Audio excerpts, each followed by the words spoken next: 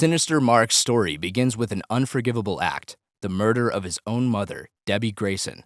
He killed her in the very house he had grown to despise, seeing it as a symbol of weakness and a life he rejected. In his dimension, he was surrounded by ruthless figures, including Duncan Rosenblatt, the monstrous fire breather who became his nemesis. Sinister Mark's world was dark and unforgiving, and he longed to expand his dominion beyond it. When Angstrom Levy offered him the chance to invade other realities, Sinister Mark seized it without hesitation.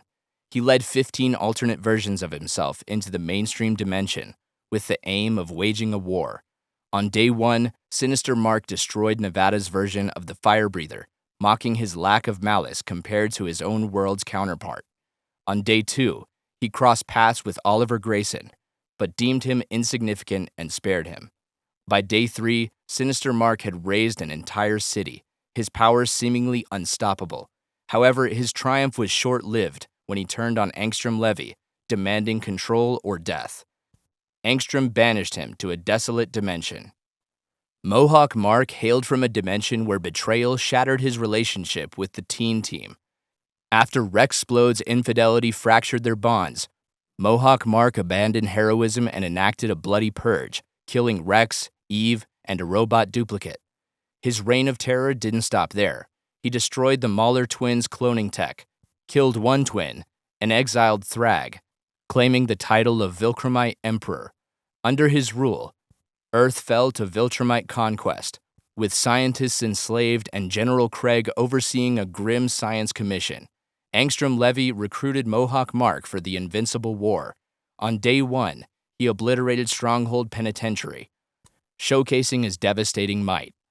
On day 2, he clashed with the mainstream Mark in a brutal deadlock, their powers evenly matched. By day 3, after ravaging New York City, Mohawk Mark was stranded in an alternate dimension with the remaining Marks, his empire building cut short. Mustache Mark stood apart with his Viltramite mustache, a proud symbol of his heritage. Unlike the mainstream Mark who rejected his Viltramite roots, Mustache Mark fully embraced his culture, steeped in the violent traditions of his people. Raised on Viltrum, he wore the attire and followed the brutal customs of his home world. Angstrom Levy enlisted him for the Invincible War, relying on his loyalty to the Viltramite cause. On day 1, Mustache Mark fought with fervor, his strength undeniable. However, his conventional fighting style proved to be his downfall.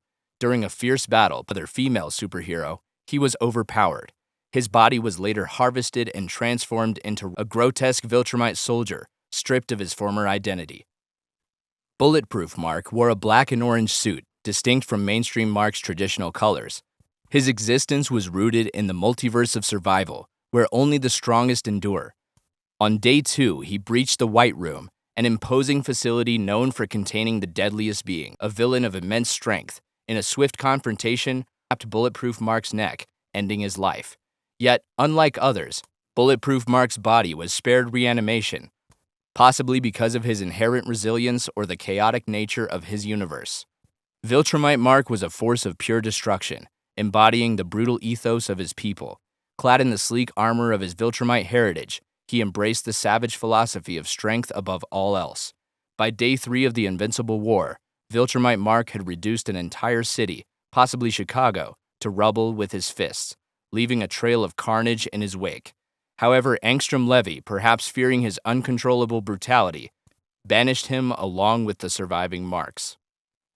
Omnimark wore a caped costume similar to Omni-Man's, a cruel mockery of the father he once idolized and later murdered.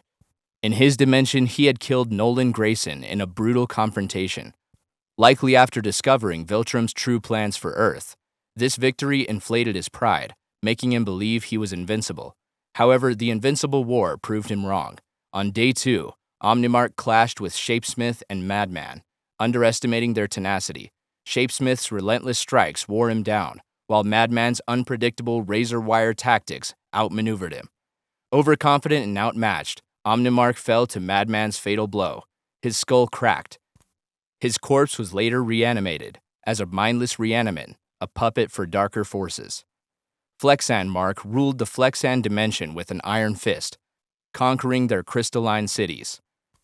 On day 1, he assaulted the Pentagon, but was overpowered by Britt and Donald Ferguson, Robot's android. His dream of cross-dimensional rule was shattered in that moment, marking the end of his tyranny. Phantom Mark's tragic tale was defined by betrayal and vengeance.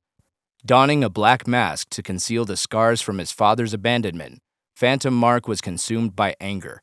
On day one, he mocked Oliver Grayson, son of the main Mark, and then turned his fury on Sydney, leaving the city in ruins. However, his revenge was not meant to be. By day 3, Angstrom intervened, exiling him from the multiverse. Prisoner Mark had endured unimaginable suffering in the Viltramite prison. His body showed signs of torture, and his mind was scarred by years of abuse. On days 1 through 3, he unleashed his rage on Moscow, destroying the city in his quest for vengeance. His fury seemed unstoppable, but Angstrom, ever the manipulator, intervened and banished him before he could complete his destructive mission. Mark I was a cold, calculating killer, defined by his brutal nature. On day 2, he savagely attacked Sarah Pinery, leaving her broken on the pavement. Later, he teamed up with Mark II to ambush Tech Jacket in a merciless 2-on-1 assault. They underestimated Tech Jacket's armor, which overloaded in a massive explosion, burning both Marks and reducing them to charred husks.